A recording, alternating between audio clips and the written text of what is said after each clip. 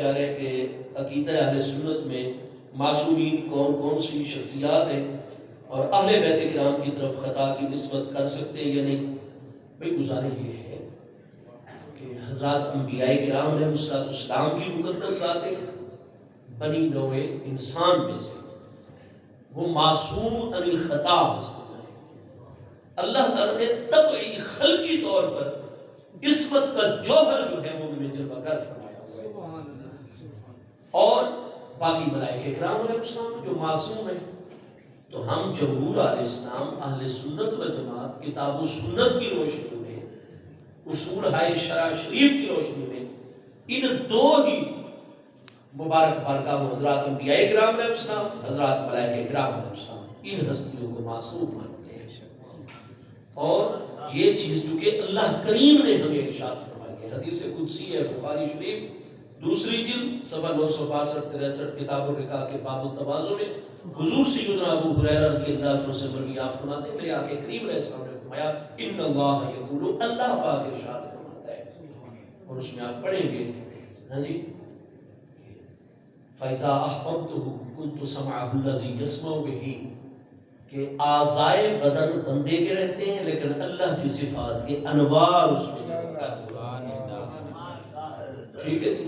اب معاملہ یہ ہے کہ معصوم صرف وہی بارگاہیں ہیں اور ہماری کتابوں میں پورے تسلسل کے ساتھ ہر دور میں آ رہا ہے کہ انبیاء کرام علیہ السلام کے بعد وہ ہستیاں جو مقام صدیقیت پر فائز ہوتی ہیں یہ ہستیاں معصوم تو نہیں ہوتی لیکن محفوظ ضرور ہوتی ہیں.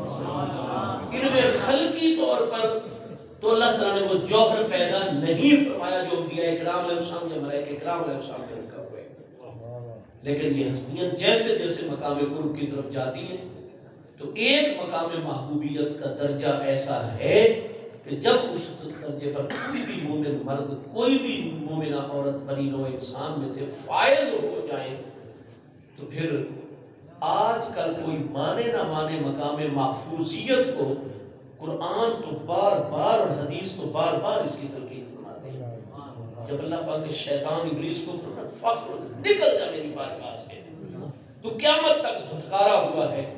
دوسرے کا انسانی اللہ پاک نے مہلت عطا فرمایا جا انک من المنظرین. جب اللہ نے اس کو مہلت دے دی اس نے کہا اللہ پاک تو اپنے ارشاد اور کلمات کی خلاف ورزی تو فرمائے گا نہیں میں اب مہلت دیے ہوا میں سے ہو گیا تو میں بھی ان کے آگے سے پیچھے سے دائیں بائیں ہر طرف سے ان کو گھیروں گا اور لَأُغْوِيَنَّهُمْ أَجْمَعِينَ فَبِعِزَّتِكَ لَأُغْوِيَنَّهُمْ أَجْمَعِينَ.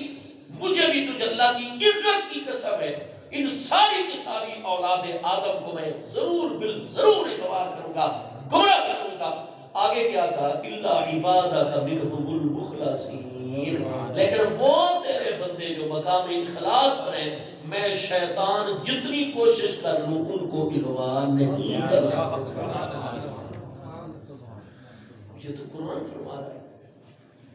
اور قرآن پاک کے دوسرا انا عبادی کیسے لیسا لکا علیہم سلطان. یہ قرآن پاک کا فرمان گرامی ہے. مجھے اشتباہ لگ رہا ہے حفاظ کرام درست کروا دے قرآن پاک کا یہ مبارک مقام. اللہ پاک نے فرمایا بے شک ہے شیطان ابلیس انا عبادی جو میرے سچے اور مخلص بندے مقام اخلاص پر فائز تیری کوئی سلطان فرمایا تو جتنا زور لگا لے جتنا ٹل لگا لے لیسا کا تو میرے مقام اخلاص پر فائز بندے کو کبھی بھی راہ حق سے ادھر ادھر کر سکتا ہے. یہ تو بہترین کا فرمان ہے. تو یہ صرف انبیاء کرام علیہ السلام کی بات ہو رہی ہے. یہ ہر وہ بندہ جو مقام اخلاص پہ فائز ہو جاتا ہے اس کی بات قرآن ارشاد فرما رہا ہے. اس لیے اہل سنت و جماعت کا عقیدہ یہ صرف کوئی عقیدت پر مبنی نہیں ہے. یہ قرآن کی آیات بینات اور محبوب علیہ السلام کے ارشادات عالیہ کہ چیدہ اور چنیدہ اور برگزیدہ ہستیاں تھی محبوب علیہ السلام کی بارگاہ میں فقہاء صحابہ کرام اور ان سے محبوب علیہ السلام نے ایک معاملہ سامنے رکھا. ایک ہستی نے ایک بات تجویز پیش کی دوسری ہستی نے دوسری کرتے کرتے حضرت صدیق اکبر رضی اللہ تعالیٰ عنہ سے رائے لی گئی. آپ نے بھی رائے عطا فرمائی اور پھر جب سیدنا معاذ ابن جبل جیسے فقیہ، ان کو محبوب نے فرمایا معاذ تم کیا کہتے ہو؟ انہوں نے عرض کی حضور مجھے تو حضرت ابوبکر صدیق رضی اللہ عنہ کی رائے ہی مختار اور پسند نظر آتی ہے۔ محبوب علیہ السلام نے فرمایا یا اللہ، اللہ پاک عالم قلبی اور عالم بالا میں اس بات کا انکار فرما چکا ہے کہ اے یفتی صدیق، میرا ابو بکر زمین پر خطا کرے، اللہ پاک میرے دوستوں میں گزارش یہ کروں گا کہ مقام صدیقیت کے اوپر جو صالحین فائز ہو جاتے ہیں مرد و خواتین، تو قرآن سے بات بالکل واضح ہے کہ پھر شیطان کا اور نفس امارہ کا کوئی اثر ان کے اوپر ہوتا ہی نہیں ہے۔ ان کے لیے شریعت میں اصطلاح ہے ہمارے کلام میں محفوظ۔ اب مجھے پرسوں بھی لاہور سے ایک فون آیا، ایک فاضل عزیز فرما رہے تھے، تو میں نے عرض کی کہ دیکھیے حضور سیدۃ النساء العالمین سیدہ خاتون جنت سلام اللہ تعالیٰ علیہ کی ذات بابرکات نے جو سوال ارشاد فرمایا مطالبہ، اس کی چونکہ یہ توجیہیں موجود ہیں، کیونکہ میل نہیں کھاتی یہ بات کہ ان کے دل میں کوئی دنیا کی طلب۔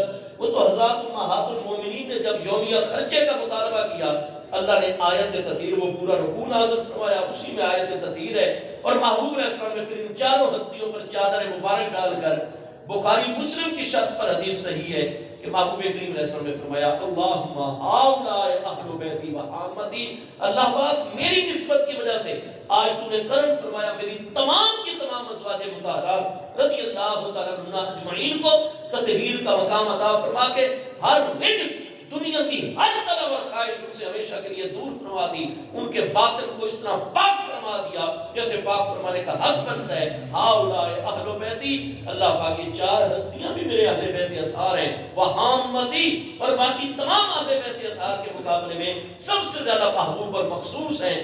اللہ پاک اذہب عنہم الرجس، ان چار ہستیوں سے بھی ہر رجس دنیا کی ہر طلب اور خواہش ہمیشہ کے لیے دور فرما، وطہرہم تطہیرا، ان چار ہستیوں کی بھی باطن، روح اور دلوں کو اس طرح پاک فرما جیسے پاک فرمانے کا حق بنتا ہے۔ تو آپ ہماری تفاسیر دیکھیے، آپ کو روح المعانی تک میں یہ بات، مظہری تک میں یہ بات، پیچھے تبرین تک میں امام طحاق اور بڑے بڑے ائمہ مفسرین یہی بات کہتے ہوئے نظر آئیں گے کہ تمام ازواج مطہرات اور چادر تطہیر والی ہستیاں، تمام امہات المومنین اور چار اصحاب قصا ہستیاں، ان کے بارے میں ہمارا عقیدہ ہے اللہ نے ہر رجس دنیا کی ہر طلب اور خواہش ہمیشہ ہمیشہ ان کے دلوں سے دور فرمائی۔ اور حضور سیدنا تو قرآن کی عالم اور خود وہ فرما رہے کہ مجتہدہ مطلقہ ہیں، اسی لیے تو اصول لیا کہ ان المجتہد قد یخطئ و قد یصیب، مجتہد مانا مجتہد مطلق، تب بھی تو یہ بات کی قضائے اجتہادی کی۔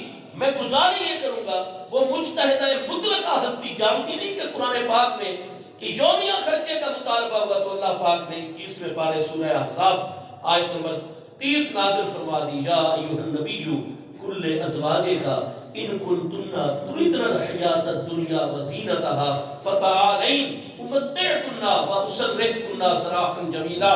یا ایھا النبی، اے میرے پیارے محبوب نبی علیہ السلام، کل ازواجک، آپ اپنی تمام ازواج مطہرات رضی اللہ تعالیٰ عنہ اجمعین کو فرما دیجئے ان کنتن تردن الحیاۃ الدنیا وزینتها، اگر آپ دنیا کی زندگی اور اس کی زینت، یہ یومیہ خرچے اور ضروریات کا سوال کرتی ہو، فتعالین، تو آؤ ساری اکٹھی ہو کر، میں اللہ کا نائب اکبر اور محبوب اعظم، میں اللہ کے خزانوں میں سے تمہیں پورا نفع اندوز کرتا ہوں، مت کننا، مکمل تمہاری طلب کو پورا کرتا ہوں، جو کچھ بھی چاہیے دنیا کی نعمتوں میں سے زیب و زینت کو عطا فرماتا ہوں، میں دنیا کی چیزیں اللہ کے خزانوں میں سے تمہیں آج عطا فرما دیتا ہوں، وَأُسَرِّحْكُنَّ سَرَاحًا جَمِيلًا، لیکن دنیا کی چیزیں اور زینت لینے کے بعد آپ مجھے اللہ کے محبوب نبی علیہ السلام کے نکاح میں نہیں رہ سکو گی، میں یہ چیزیں دے کر بڑے اچھے طریقے سے طلاق دے کر آپ ہستیوں کو ہمیشہ کے لیے اپنے آپ سے دور فرما دوں گا۔ قرآن فرماتا ہے میرے محبوب واضح فرما دیجئے، جس کو قرب مصطفیٰ علیہ السلام چاہیے، جو محبوب کے گھر مبارک میں رہنا چاہتا ہے، پھر وہ یومیہ خرچے، پانی کے گھونٹ اور روٹی کے لقمے کا مطالبہ بھی نہ کرے۔ یہ قرآن کا فرمان ہے۔ آپ دیکھیے بخاری شریف اسی مقام پر سبقت لے گئی حضرت صدیق اکبر رضی اللہ عنہ کی صاحبزادی صاحبہ جو سب ازواج مطہرات میں سب سے زیادہ ناز و نعم کے اندر پڑی ہوئی ہیں. حضرت ام المومنین سیدہ طاہرہ خدیجۃ الکبریٰ اسدیہ کرشیہ میں قربان جاؤں، وہ ہماری امی جان چونکہ ہجرت سے بھی 3 سال پہلے وصال فرما چکی تھی، ورنہ وہ سب سے زیادہ مالدار تھی حضرات ازواج مطہرات میں. لیکن اب حضرت صدیقہ سب سے بڑی بچپن میں ناز و نعم میں پلی ہوئی ہیں. حضرت صدیق کو کوئی مال و دولت کی کمی نہیں ہے. ما لأحد عندہ من نعمت تجزا، قرآن ارشاد فرما رہا ہے صدیق تو مال و دولت میں کسی کا محتاج ہوا ہی نہیں ہے. ہاں جی، لیکن سبقت لے گئی حضرت عائشہ صدیقہ ام المومنین رضی اللہ عنہا. عرض کی حضور ہم آپ کا در اقدس نہیں چھوڑ سکتی حضور، آج کے بعد ہم پانی کے گھونٹ کھانے کے لقمے کا بھی مطالبہ نہیں کریں گے، لیکن ہم آپ کے بغیر نہیں رہ سکتی. اسی طرح والا پر آپ کو دیکھ کر باقی ازواج مطہرات کی ہر مطالبے سے دسترس. یہ مضمون پوری صحت سے بخاری مسلم سب کتابوں میں. اب امہات المومنین تو محبوب کی ذات بابرکات کا جزو اور حصہ نہیں ہے. 5 ہستیاں قریش میں سے ہیں، باقی غیر قریشی ہستیاں جو محبوب کے حرم محترم میں کنیزوں کے علاوہ نکاح والی آزاد حرہ خواتین رضی اللہ تعالیٰ عنہ اجمعین، وہ محبوب کی ذات کا حصہ نہیں. کوئی کسی خاندان سے ہے، کوئی کسی خاندان اور قبیلے برادری سے ہے، لیکن حضور سیدہ نساء العالمین سیدہ خاتون جنت سلام اللہ تعالیٰ علیہ وہ تو محبوب کی ذات بابرکات کا حصہ ہے. ان کو تو ان ہستیوں سے بھی زیادہ بڑی ذمہ داری ہے. لہٰذا پیاری صاحبزادی صاحبہ نے مطالبہ فرمایا ہمارے حضور پیر سیال لجپال سیدنا شیخ الاسلام والمسلمین قمر الملت والدین سیدی خواجہ خواجگان قطب دوران علامہ حافظ خواجہ محمد قمر الدین سیالوی صاحب غریب نواز رضی اللہ عنہ اور کئی اکابر ہستیاں وہ تو فرماتے ہیں چونکہ قرآن کے مضمون سے یہ ساری روایات ٹکرا جاتی ہیں، لہذا ہمیں تو یہ الف نیبی داستانوں کے سوا اور کچھ نہیں نظر آتی. کیوں؟ یہ ان ہستیوں کے طریق اور سیرت سے میل ہی نہیں کھاتی ہے بات. وہ روزانہ کے صرف خرچے کا مطالبہ کرے تو قرآن کا فرمان آ جائے جس کو خرچہ چاہیے خرچہ لے، لیکن محبوب سے طلاق لے کر الگ ہو جائے. محبوب کے قرب میں وہی رہ سکتا ہے جو کھانے کا مطالبہ بھی نہ کرے. بنیادی ضروریات کیا بات ہے.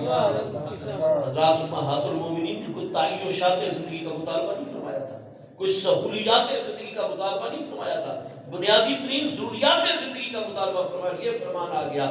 اور پیاری صاحبزادی صاحبہ تو سب سے بڑی علماء ہستیوں میں، لہذا ہو لیکن اگر انہوں نے فرمایا جیسا کہ ہماری اسناد میں ہے تو پھر وہ طلب دنیا کے لیے نئی سوال فرما رہی تھی.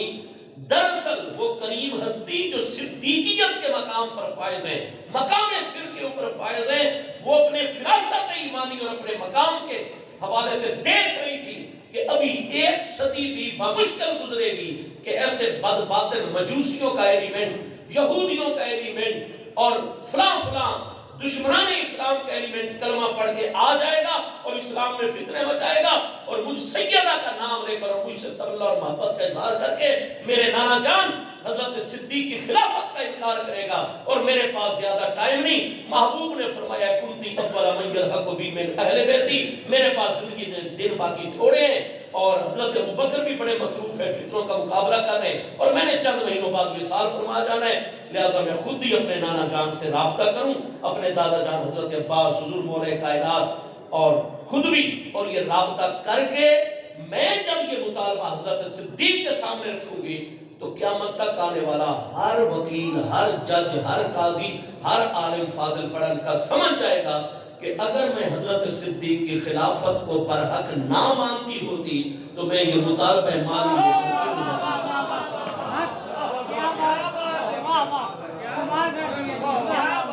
وہ تو خلافت صدیقی پر مہر تصدیق سب سے پہلی بنیادی بات کہ آپ جس قانون پر نظر رکھنے والے سے اس بات کی عظمت کو سمجھ سکتے ہیں تو بابا قوم قائد اعظم محمد علی جناح کی سمجھتے ہیں، جو قانون کے سب سے بڑے جدید قانون کے ماہرین ہیں. اور کیوں مطالبہ آپ اسی وقت کیا کرتے ہیں جب آپ ان کو تسلیم کرتے ہیں کہ یہ ہمارے امیر المومنین اور اس پر یہ بات. اور دوسرا حضرت صدیقہ آنے والے چونکہ دور خلافت راشدہ علی منہاج النبوت اس امت کے اندر دین کے اصولوں کو مستحکم کرنے کے لیے اللہ تعالیٰ نے یہ نعمت عطا فرمائی. لیکن اس کے بعد چونکہ دور ملوکیت نے آ جانا تھا، موروثیت نے آ جانا تھا، اور مسلمانوں کے مال و دولت کو چونکہ پھر ذاتی جاگیروں میں کنورٹ کر دیا جانا تھا، حضرت سیدہ جہاں صدیق کی خلافت پر مہر تصدیق اس مطالبے کے ذریعے سخت فرما دی. دوسرا مقصد یہ تھا کہ میں تو مصطفیٰ کریم علیہ السلام کی لخت جگر ہوں، اگر میں بھی ایک مطالبہ پیش کروں تو آنے والے حکمران صدیق کی سنت پر عمل کریں کہ حضرت ابوبکر نے فرمایا حضور آپ کا جو کوئی فرمان ہے سر آنکھوں پر. بخاری مسلم صاحب نے فرمایا انما انا متبع لست بمبتدع، میں نئے اصول گھڑنے والا نہیں، میں ان ساری چیزوں میں محبوب کی اتباع کرنے والا. اور حضور یہ چاہے فدق ہو، چاہے خیبر کی زمینیں ہو، چاہے بنو نذیر اور قریظہ کے اموال اور حوالی مدینہ، مدینہ کے اطراف کے زمینوں کا جو آپ فرما رہی ہیں، یہ آج کی بات تو نہیں. خیبر اور فتح محرم سن 7 ہجری میں محبوب کے زیر تصرف آئے. محرم سن 8 ہجری تک 1 سال، محرم سن 9 ہجری تک 2 سال، محرم سن 10 ہجری تک 3 سال، محرم سن 11 ہجری تک 4 سال، اور محبوب کا مثال یکم یا 2 ربیع الاول شریف سن 11 ہجری میں باغ فتح کے آنے کے 4 سال 2 مہینے بعد محبوب کا مثال ہوئے. ان 4 سالوں میں محبوب نے جو تصرف کیا، میں ابوبکر متبع ہوں، میں وہی تصرف اس سے یہ نے پیغام دیا کہ میں مطمئن ہو کر بالکل حضرت صدیق پر راضی. چنانچہ شیعہ سے ہماری طبقات ابن سعد میں 2 صحیح سندوں کے ساتھ ہے رضیت بذالک. حضرت پیاری صاحبزادی صاحبہ نے فرمایا میں مجسم رضا ہوں نہ جانا. اہل تشیع کی نہج البلاغہ علامہ کمال الدین فرضیت بذالک، آپ نے مکمل رضا کا اظہار فرمایا اور پیغام دیا کہ جامع نانا جان حضرت ابوبکر بن نبی کو حافظ تیمی کرشی کو برحق امیر المومنین اور ابا جان کا وارث اور مسند نشین اور نائب مانتی ہوں کہ اپنا سوال اور مطالبہ مالی لے کر گئی ہوں. اس کے ساتھ ساتھ میں راضی ہوں اور یہ اعلان کر رہی ہوں کہ اپنے بچوں میں محبوب کی بیٹی ہو کر بھی ان چیزوں کو ذاتی ملکیت میں نہیں لے سکتی. تم بھی مسلمانوں کے مال اپنے بچوں کو نہ دینا، وہ کرنا جو مصطفیٰ علیہ السلام کی سنت. بھائی اس میں 17-18 وہ حکمتیں ہیں، اسباب ہیں جو اس سارے کے سارے سوال و جواب اور قضیے سے اہل علم نے وہ مسائل فقہی حل فرمائے ہیں. لیکن آج تک آپ کو کوئی نہیں ملے گا جس نے یہ کہا ہو کہ جب وہ مطالبہ کر رہی تھی وہ خطا پر تھی. یہ جس فوائد الرحمود شرح مسلم السعود کا حوالہ دیا جا رہا ہے نا 2 جلد کا اجتہاد کے باب میں اور قیاس کے باب میں، وہاں بھی بحر العلوم یہ نہیں فرما رہے تھے کہ ان کا مطالبہ کرنا خطا ہے. فرمایا وہ جو ان کا حجران اور اس پر ناراض ہو جانا یہ خطا ہے. انہوں نے اس ترک تعلق اور ناراضگی کی بات کو کہا کہ یہ خطا اجتہادی تھی. لیکن اب سوال یہ ہے کہ خطا اجتہادی تو یہ تب ثابت ہو جب حضور پیاری صاحبزادی صاحبہ کا اس معاملے میں ناراض ہونا یا ترک کلام کرنا پہلے ثابت ہو. آج تک تو ہم اہل سنت یہ کہتے تھے کہ آپ ناراض ہوئی نہیں، آپ ناراض ہوئی نہیں، آپ ناراض ہوئی نہیں. کیوں؟ ہمارے ائمہ کا تو 1400 سال سے موقف برحق تھا کہ امام بخاری نے جو پیش فرمایا وہ بالکل انہوں نے اپنی ایماندارانہ رائے کہ جو چیزیں ان کے سامنے آئی انہوں نے امت کے سامنے من و ان پورا ریکارڈ رکھ دیا. اب پیچھے یہ روایت حضرت ام المومنین سے آ رہی ہے. ان کا سوال کرنا، حضرت صدیق کا جواب ہونا، پیاری صاحبزادی صاحبہ کا مطمئن ہونا، یہ حضرت آگے ہے قالا کہ فلاں راوی اور محدث نے فرمایا کہ فخادبت، آپ تو قدمناک ہو گئی، ناراض ہو گئی، حاجرت کلام کرنا آپ سے چھوڑ دیا، وصیت فرما دی میرے جنازہ میں نے شامل. اب قالا کا لفظ جب آیا تو مجھے بتائیے حضرت ام المومنین سیدہ عائشہ صدیقہ رضی اللہ عنہا جو اس مطالبہ فتح کے مضمون کی راویہ ہیں وہ عورت ہیں یا مرد ہیں؟ جب عورت ہے تو کالت آنا چاہیے تھا اگر یہ حضرت ام المومنین کا فرمان ہوتا. وہاں کا لفظ کالا ہے اس ایک مرد نے. اب ہمارے اوپر لازم ہوگا کہ یہ کون مرد ہے. تو یہ 36 اسناد اس کی موجود ہے اہل سنت کے ہاں. ان 36 میں سے 25 کے اندر جو ہے ابن شہاب زہری محمد بن مسلم جو 51 ہجری میں مدینہ شریف میں پیدا ہو رہے ہیں، 124 ہجری میں وصال فرما رہے ہیں۔ اور باقی 11 اسناد میں یہ نہیں ہوتا۔ جہاں یہ نہ ہو یا اس کا شاگرد صالح بن کیسان نہ ہو، وہاں غضبناک ہونے ناراضگی کا کوئی اور راوی مضمون بیان کرتا ہی نہیں ہے۔ تو نتیجہ یہ نکلا کہ ناراضگی کی بات نہ حضرت ام المومنین فرما رہے ہیں، نہ ان کے شاگرد فرما رہے ہیں، نہ ان کے شاگرد یا محمد بن مسلم ابن شہاب زہری کہہ رہے ہیں، یا ان کے شاگرد صالح بن کیسان کہہ رہے ہیں۔ صالح بن کیسان تو پھر ایک طبقہ پیچھے ہو جائیں گے۔ اگر یہ محمد بن مسلم امام ابن شہاب زہری مدنی نے فرمائی ہے تو وہ پیدا کب ہوئے تھے؟ سن 51 ہجری میں۔ حضور سیدہ سلام اللہ تعالیٰ علیہ کا وصال اقدس کب ہوا؟ 3 رمضان المبارک سن 11 ہجری میں۔ وصال اقدس سے پہلے مطالبہ فتح اور سوال فتح کا قضیہ پیش آیا۔ نتیجہ یہ نکلا کہ پیاری صاحبزادی صاحبہ کے وصال اقدس کے بعد بھی جو راوی کہتا ہے نا آپ ناراض ہو گئی، وہ 40 سال بعد سن 51 ہجری میں پیدا ہوا۔ اب یہ جو 40 سال کا گیپ ہے، جب تک ابن شہاب زہری یا ان کے شاگرد حضرت صالح بن کیسان متصل سند سے نہیں پیش کریں گے، اتنی بڑی بات کو کیسے مان لیا جائے گا؟